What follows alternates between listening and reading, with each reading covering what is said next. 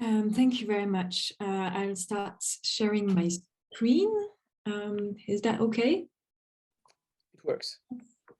So yeah, I'll start by saying thank you very much for having me. I'm looking forward to the discussion.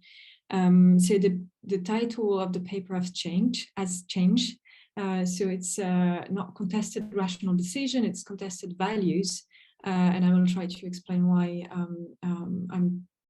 why I changed the title. So that's the first draft. I wish to submit it in the beginning of next year. So comments are very welcome. And especially on the last part and the cultural and political history of the US. That's what I need, I think. So this paper is actually based on the footnote I wrote in a paper on economists in courts, which mentioned the comparable worth controversy. And a reviewer told me, oh, this is very interesting, you should write a paper about it. So I took the footnote out of the paper and I tried to write one entire paper about the comparable worth. So I just want to start by giving a sort of definition of the term, because it's not common knowledge, I think. So there is three aspects to comparable words that I flesh out in the introduction. So first it's a set of IDs, and the basic one is like the more female an occupation is, the less it pays. So basically, the comparable worth principle is based on the idea that there is sex segregation, so men's and women's jobs, and that in itself is discriminatory. The second aspect of the definition is like the comparable worth is also a movement, and it's a political demand for the readjustment of wage according to a measure of worth. And that's led me to the third aspect of the definition. The comparable worth also refer to a technique or a tool to achieve the goal of this pay equity. And it's based on the use of job evaluation methods. So those three aspects are just here illustrated by three different things on this slide. So the concept or the set of IDs, which is absolutely related and based on occupational segregation, it's something that have been discussed in economics, but also in other disciplines for a very long time. And so here you have the first issue of Science, which is one of the, I think the first, but one of the first journal in women's issues created in the 70s. And so this first issue is devoted to occupational segregation. The second illustration is a poster from a political campaign, and you will see, so I like the sort of design of this, but we could also discuss about the different message it's sending. It's a political demand, and it's also, I also choose this illustration because it's also usually associated with certain type of job. So in this case, nurses. And so the idea that some occupation in particular are valued really low in terms of wage compared to the worth of the job in those occupations. And the last illustration, which I just want to spend a bit more time on it. So it's an extract from, it's an illustration which actually was shown in court to explain what is job evaluation methods. So the tools that the people who want comparable worth to be applied want to use. So job evaluation method, very basically, it's job analysts going to a company, making a list of the task, responsibility that a job requires, and do a sort of classification of each job with, for example, level of skills, level of responsibility. And so they established a sort of score, and then they compare the score to the wages. And so the goal is to evaluate the job structure. And of course, if two jobs have the same level of responsibility and skills, they supposedly pay the same. And so comparable worth advocates want to use this method to make sure that the worth of an occupation, the content of it, correspond to the wage. And so it's a comparison, it's a relative comparison within a firm of different type of job. So that's already a lot to define comparable worth. But what you should keep in mind is like, this is this very thick concept in a way, that the main point of contention will be the definition of it and what actually people mean, because it's a lot of different things. So to give you a sense of what I'm talking about in terms of time periods, and I should have mentioned it, but I'm talking mainly about the US. It's mainly a US controversy. So that's an n-gram, which it is completely useless. I just use it to do a timeline. So you have some idea of the chronology. So don't ask me question about the n-gram.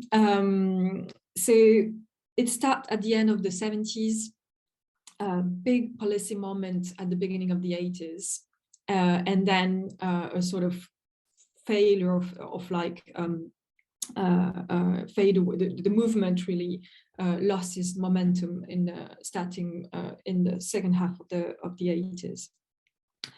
The main two type of source I'm using to tell the story.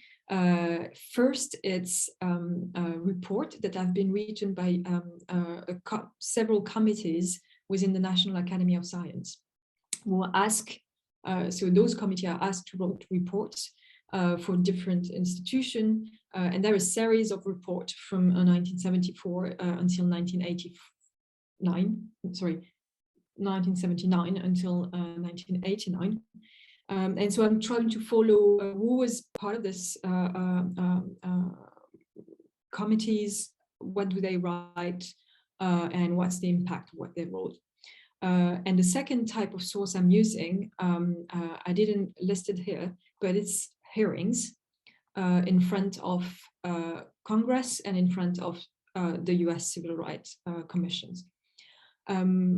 Why I'm using those two sources? Because I want to compare the type of economic knowledge that is produced in those different spheres, and to see how they actually relate to each other and what's their sort of impact.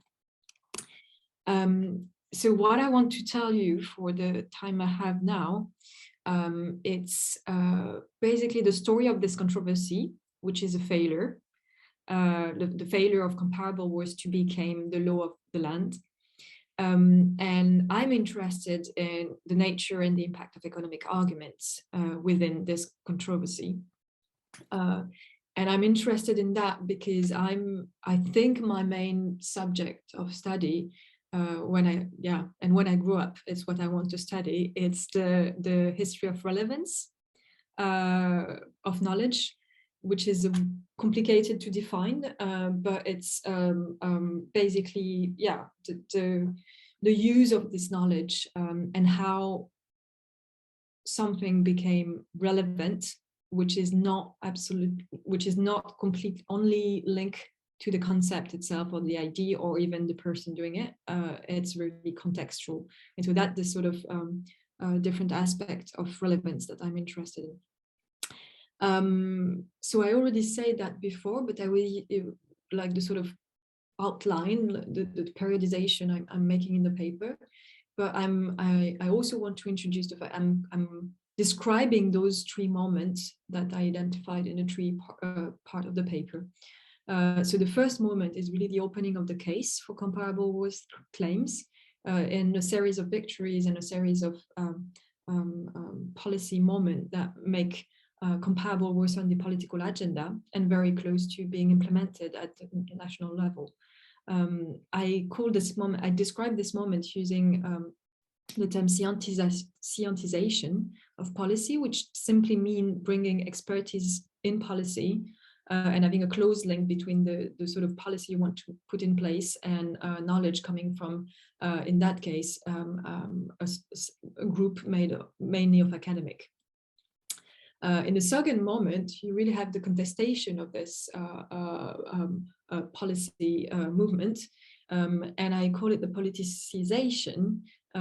Also, a very simple definition is like this knowledge is taken into political arena. So it became political in the sense that it's just discussed in other type of sphere defined by a political institution. So we could also discuss about those definitions, but that's the one I use here. And the last moment is I describe it as a weaponization of expertise, and that go beyond academic debate, beyond even political debate in Congress, and it's the use of those arguments by other actors, and in particular think tank, in a very strategic way. And I describe this process of how do you use knowledge as a weapon, as opposition to as an argumentation. Okay, so now you have the end of the story. So if I have no time to finish, you know the end anyway. So the first moment first. Separate and unequal, opening the case for comparable worth. So, as I mentioned before, it starts, my story sort of starts in 1979 for various reasons. The first is like, it's really the year of the last battle for the ratification of the Equal Rights Amendment. And so that amendment was to amend the constitution to incorporate equal pay for equal work within the constitution, and it failed to be ratified after a very strong campaign by new conservatives, and there is a very nice series on the BBC on this called Miss America. If you didn't see it, it's really interesting. It's about this, and Kate Blanchett is playing Phyllis Schlafly, and it's very good anyway. And so this is really the moment where the main shift in the sort of feminist agenda at the time is to go from this demand for equal pay for equal work to equal pay for comparable work. And of course, this is the core of the comparable worth movement.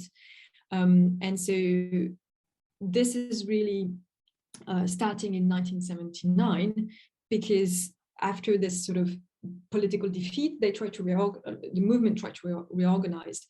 And there is a coalition of labor organization, feminist organization, but also civil rights organization who tried to build this coalition and create the National Committee for Pay Equity, which is really focused on this idea of equal pay for comparable work for a very simple reason, which is the main difference in pay between men and women at the time, and it's still the case, is usually because men and women are not doing the same job, the same work, or the same, they're not in the same occupation. So it's really rarely two persons in the same job being paid differently. It's more difference in terms of structure of the economy, that some jobs pay less, and it happened that those jobs are held by women more than men. So that's, there is a big conference at the time where basically all this, there is a lot of activists, there is also a lot of policymaker, and it's of course in Washington. And they built this coalition with a very strategic idea, which is we will use the objectivity of job evaluation methods to battle this change in pay equality. And so they published this manual for pay equity at the end of the conference, which is really a list of like advocacy instruments. And they really put the idea that building an objective way depoliticize the battle for gender equality will be the most effective way to gain this. Sorry, I should have added the definition. Equal pay for comparable work is going beyond the strict definition of discrimination. And so that's the legal aspect, the legal stake of it, which is redefining discrimination as something broader than just strictly equal pay for equal work. And so they choose this sort of objectivity as a way, and the main point of entry in the policy realm is reforming classification of jobs. So at that time of the beginning of the movement, the Equal Employment Opportunity Commission and the Department of Labor it's still Carter at the time, commissioned research to evaluate the dictionary of occupational titles. So what is the thing? It's a sort of document with the classification and description of occupation that started to be used during the war and was built actually for the war effort. So like, okay, how many people we have who are doing what type of job? And part of the research that is commissioned is like, okay, how do people use it? And the next question is, how do companies set wages? So it's a sort of very broad goal to produce some knowledge about the classification of jobs, the difference in wages, and how actual companies are setting those things. So the committee produced several reports. The first is focused on job evaluation methods, and they describe the various possibility of doing that. So it's, again, at the time it's private companies doing that. So they evaluate 12 of them in this first report. And the main thing that came from this report is that the methods are subjective, and that they may, the results, like the wage setting, may incorporate market discrimination, because some of the factors are evaluated using market. And the last part is like, there is a very big diversity in terms of practices. So that's the first point, is like the political strategy is to use this method as an objective way. And then the first report is really about how subjective it is and how diverse are the use of it. The second report is more directly an evaluation of the dictionary. And the question is, part of the question is there sex bias in the classification of job? Like, for example, are nurses and secretaries described in a good way, in the same way than other type of job with similar qualification are needed?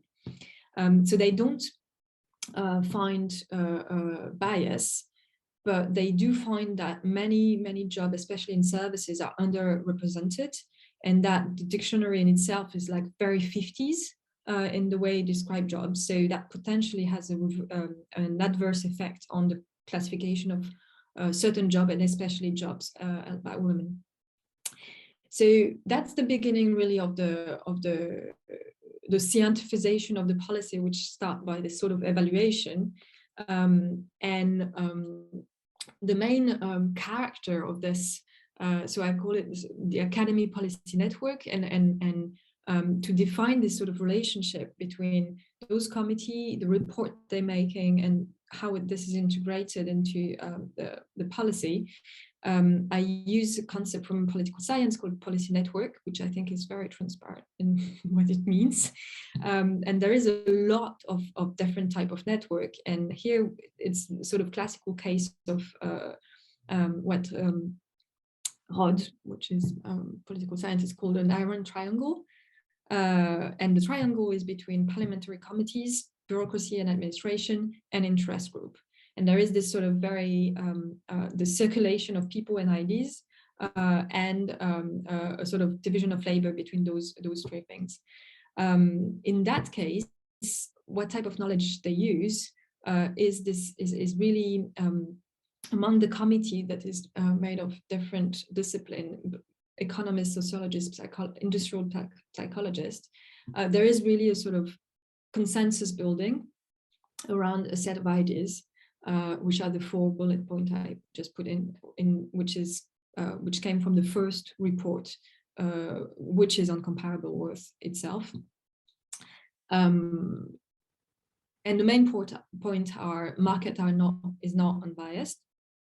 Job evaluation methods are not perfect, but they are useful to detect discrimination. So again, this comparison between the structure of wages and the structure of the worth. And they really insist in this report on 2 things, that this method do not measure the intrinsic worth of a job, but it's a relative comparison within a firm. And they also insist that there is no scientific measure of worth, because it always will incorporate value. And they have several pages, like a lot, to talk about this idea that this imply that the hierarchy between jobs imply reflection on values. And so that's a political or ethical decision that is outside the scientific realm. So I characterize this sort of scientization of policy, the type of knowledge that is used. It's, I would say, pluralist in a sense that there is different type of evidence that are gathered.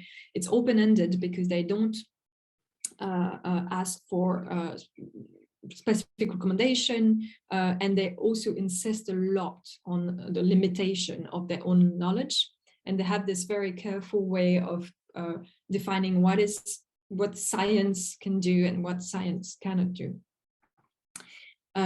This will completely change in the second moment of the controversy that I'm looking at. So this is a quotation by Dixie Lee Ray, who is the Democratic governor of the state of Washington, who had replaced Governor Evans, who was the former governor of the state and who was the first official to commission research on comparable worth. And there is an ongoing case, and Washington state was the first to have sort of implemented and tested comparable worth into public employment, like this sort of readjustments.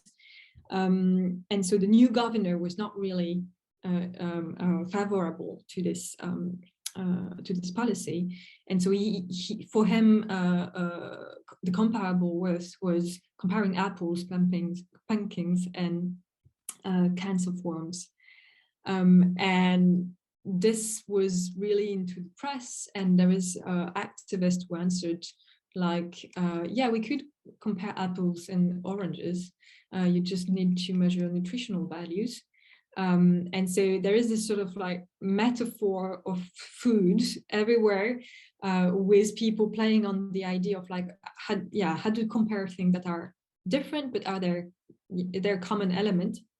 And so basically the second part is really about comparing different jobs is a bit more complicated than comparing nutrition. And that's the whole section is all about this.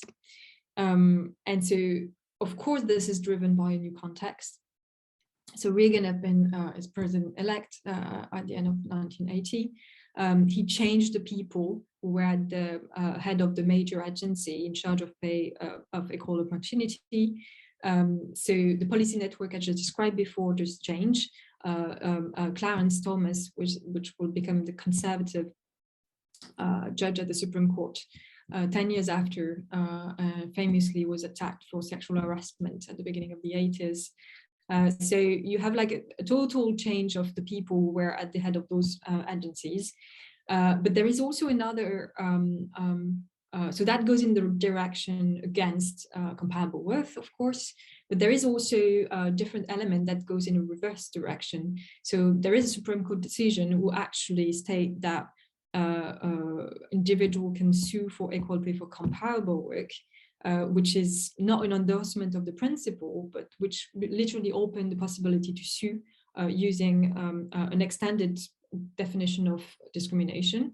And there is a positive settlement in the case of Washington, where the state will readjust and pay millions in terms of back pay to member of the state labor force. And because you have this sort of contested agenda now, you have a lot of bills that are and statutes and legislation that are crafted and that go to Congress. So what is interested here is like the committee of the National Academy of Science. It's still here. It changed name, and it has the same obligation. So it was reporting to the Department of Labor and to the EEOC, who are not anymore interested, but the Congress can also ask for reports. And so you have this sort of research that continues basically. So the committee drafts another agenda for research, is shuffled. There is sort of shuffling of the member of the committee, but it's basically the same. And for the first time, conferences and activities start also to be funded by private foundation. So first the Carnegie and then the Ford Foundation. So you have this sort of slight change of the status of this research. Now the context is a bit different, and it's not anymore aligned with the administration, basically. The second period is really for me was really complicated to write about it, because it's basically organized around those hearings of experts. And there is a lot of different characters, a lot of different economists who testify. But what's the main element? So if you're interested in like the sort of close argument, please read the paper. But the main thing I think here is like the shift from the research produced and comparable was produced within a committee with people having divergent opinion, but trying to find consensus. And this shift to another sphere which is characterized by adversary structure. So you have experts that are asked to testify, but not to search consensus, but to highlight the differences they have and how they oppose themselves. And that's very clear by the what type of economists they ask to testify. Basically in this part, I have this, I describe how there is something of a binary opposition that emerge between social scientists that start from the idea that there is discrimination on the labor market, and that segregation is in itself discriminatory, and social scientists that start from, but this is the choice of individual. And it's not completely matching the discipline, because there is one sociologist, for example, who insists that women choose certain type of job that are less paid, but that can provide other advantage. One economist say, oh, women decide to be in an occupation where they can be close to the phone. That's why they're paid less. So you have all those type of arguments, but it doesn't really match exactly the discipline. But there is something like an economist view. They use the term like, oh, the economist think that, the economist is about that, which sort of emerge. And this is the caricature, which is sort of true, on the idea that market valuation is better than any sort of valuation. So this idea that you have job analysts who will restructure the wages and in sort of substitute themselves to the process of the market, which will determine the hierarchy between job. It's not good. So you have those two views. One which is starting from market valuation is the better process, is rational process, and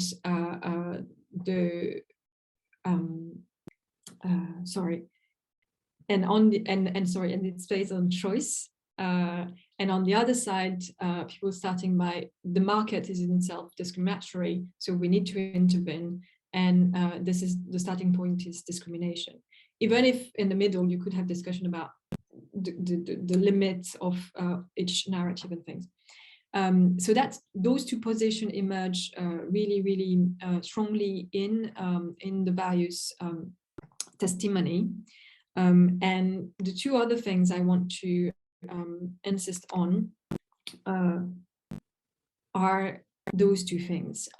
So first, what I find very interesting is like when you read, so first it's really interesting to read testimony because you read answer by social scientists who are out of their game, and they are asked question by politician basically, and the main question asked is like, why do you disagree? And so they're both here, like different experts are here, and they ask, why do you disagree between each other? Because, you know, it's supposedly science, so you supposedly agree to each other if you look at the same data.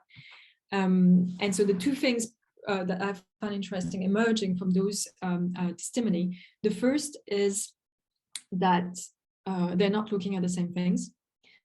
So that first quote is from economic historian Claudia Golden, who is very mainstream economist today. She's at Harvard, and she's known for her work on gender economics.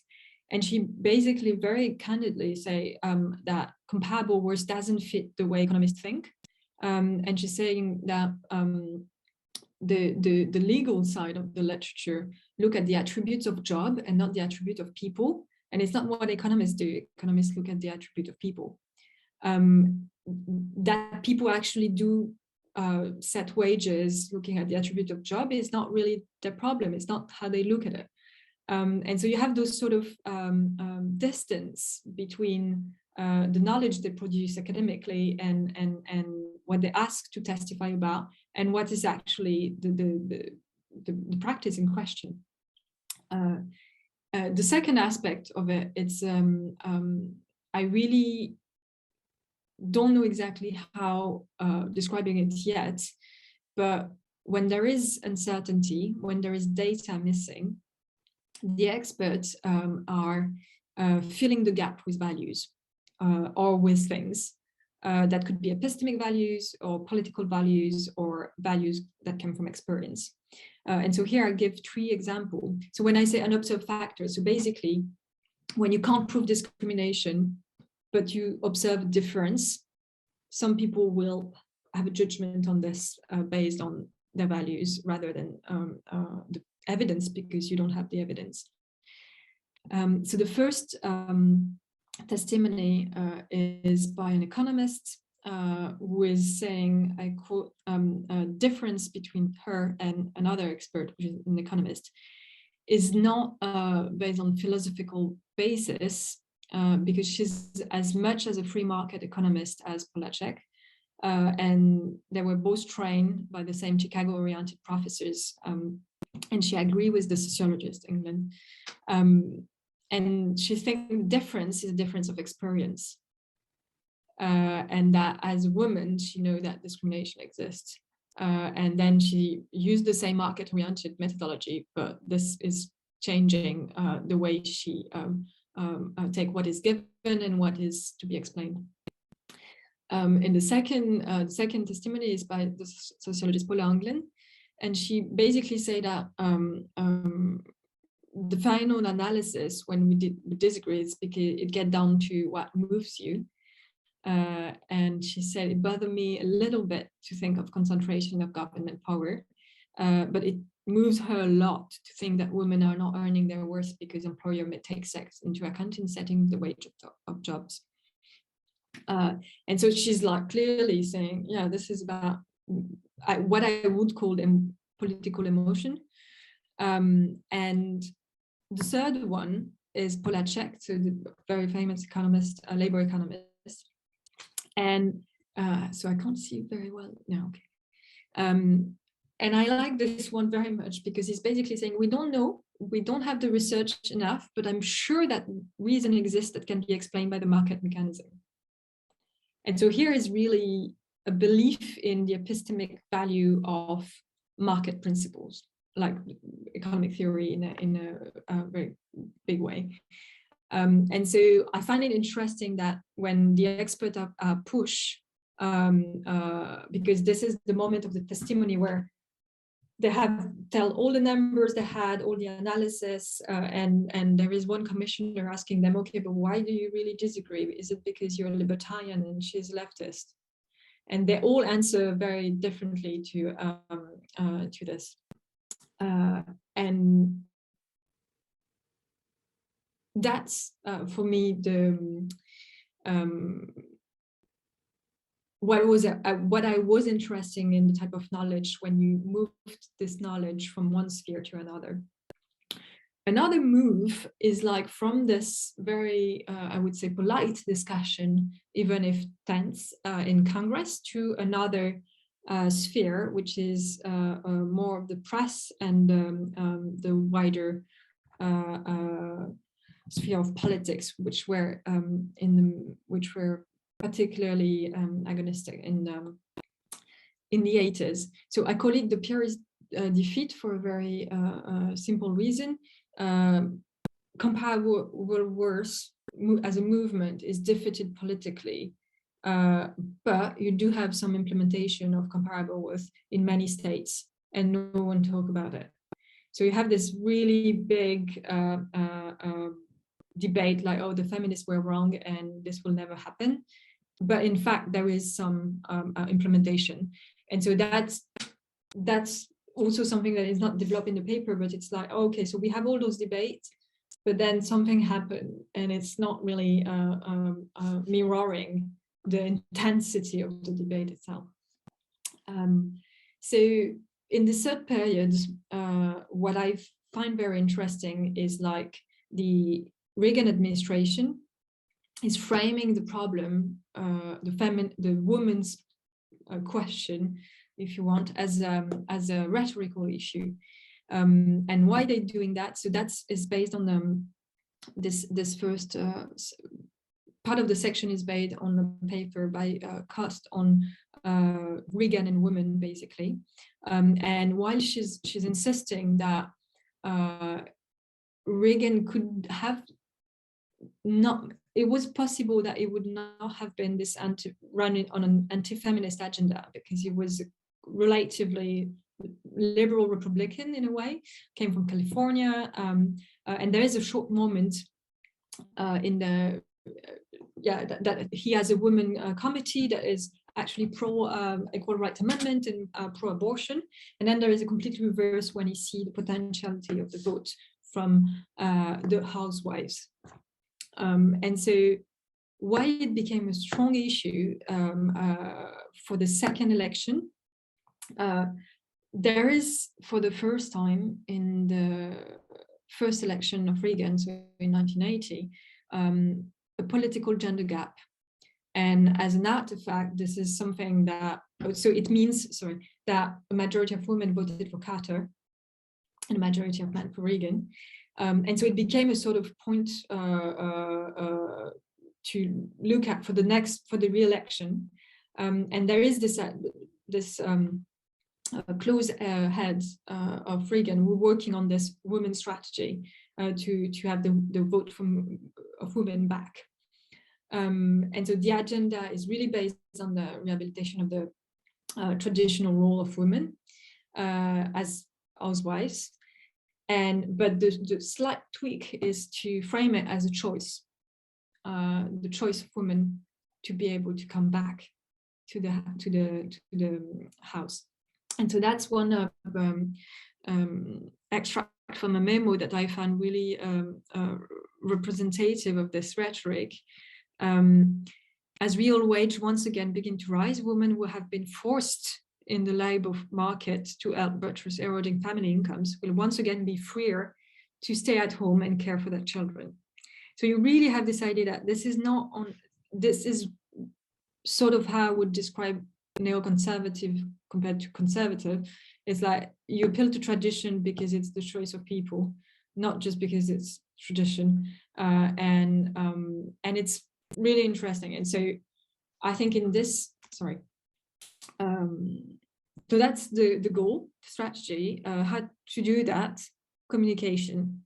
So in the same memo, no, not in the same memo, sorry, in a conference at the White House, they actually really clear that no specific gesture has to be made toward women.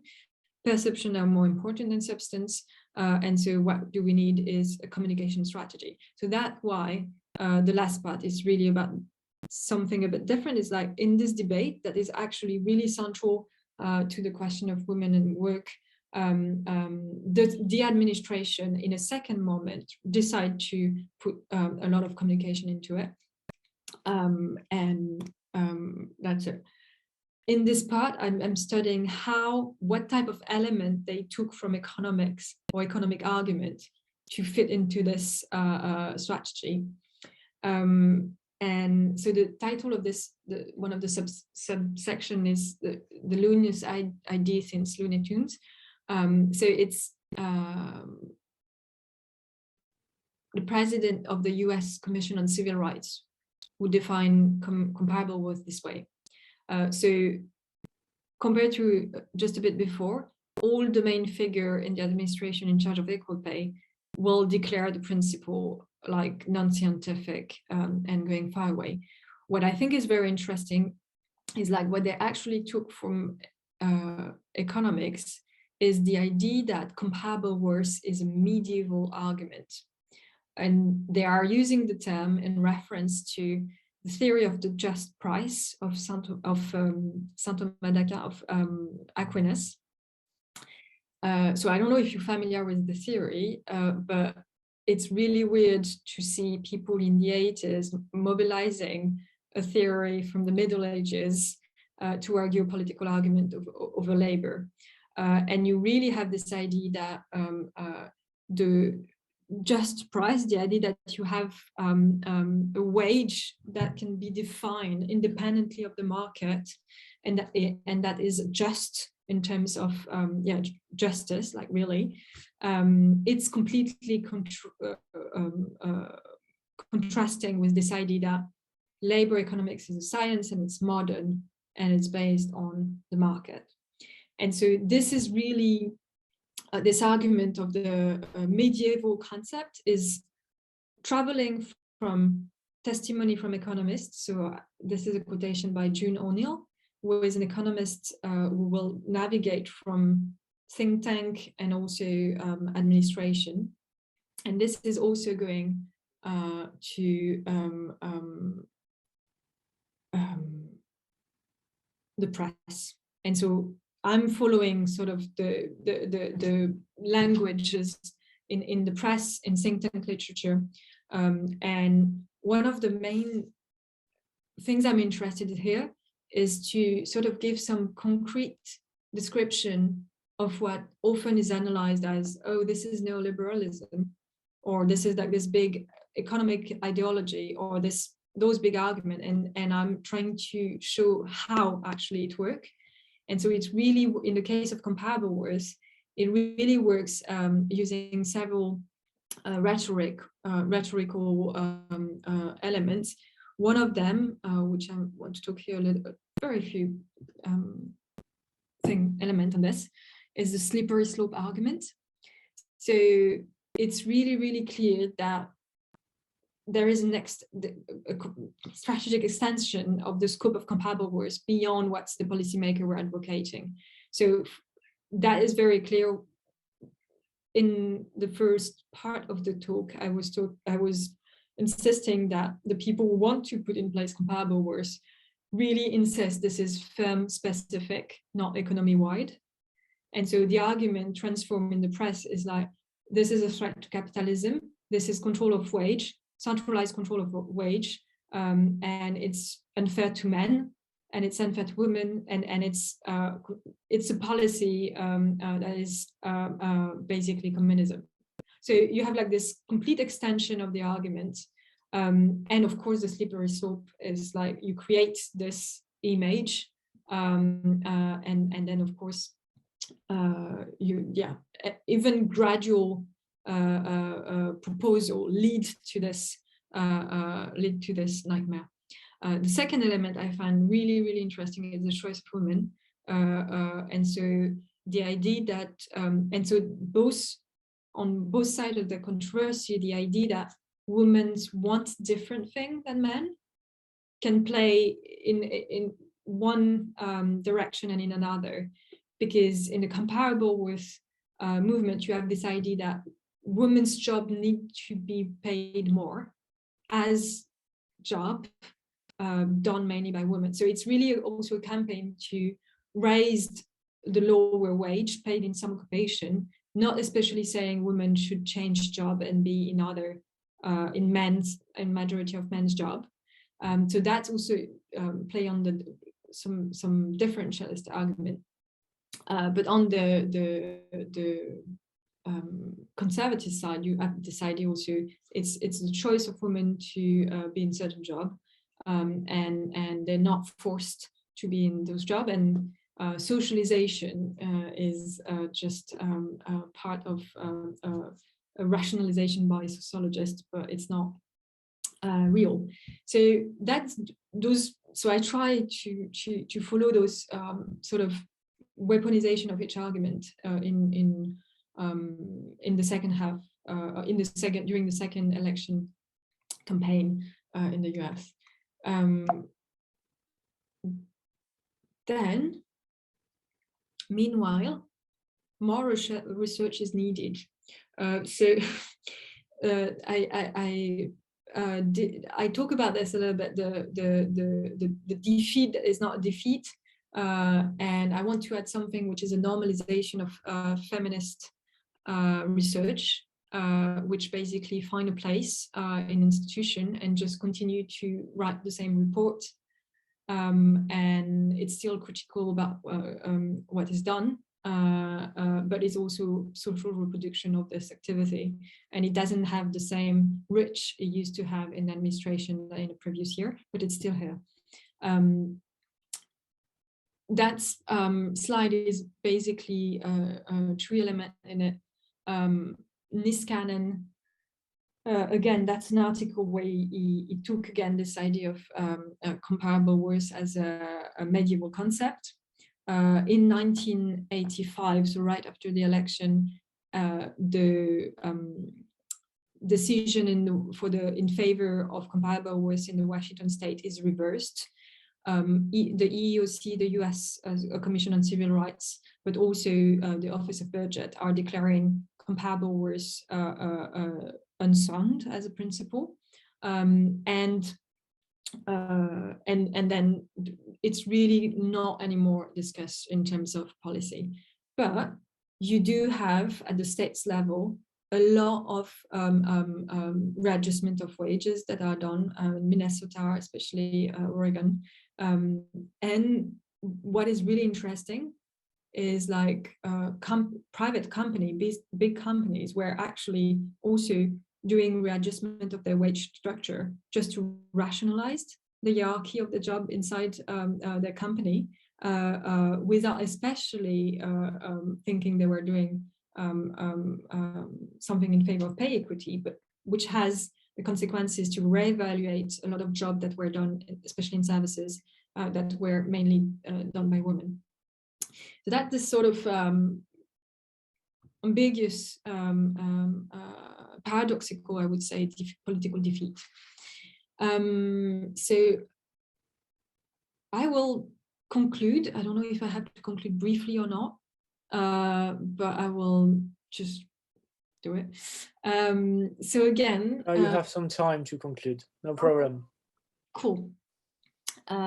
So that's really remarks because the conclusion is not really written yet. So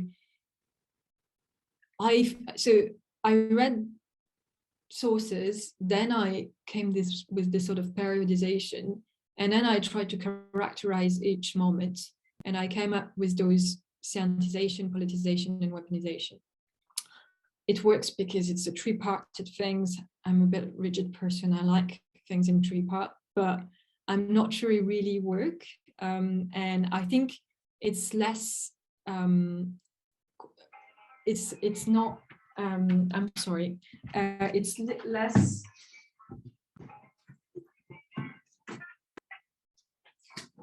sorry for that.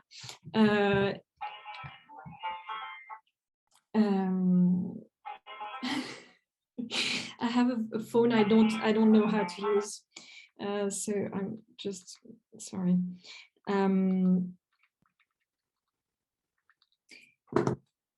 This is categories.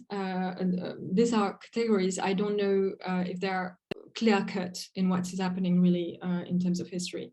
A main issue in this is like actually the beginning of the controversy is also a sort of weaponization of expertise that came from the feminist movement. And you also have moments of scientization in both directions. So, but I do think it really works for this time period. But yeah, as category, they also have limitation. And one of the big questions I had is like, I described this use of IDs, but there is also, I think, it's difficult to characterize the real influence of expertise compared to what is already ongoing structural change, and if the ideas are just here to are just aligned with other things going on.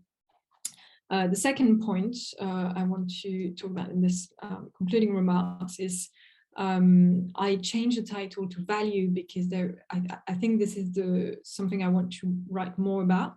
And so in this paper, I talk about the value or worth as a theoretical question. What's the value of a job and how value is measured and compensated. But there is also a lot about epistemic and political values and how this is related, of course, to the theory, how your epistemic values are linked to those other values. And I think another aspect is like the value of expertise, of expert themselves, how they're also valued or not.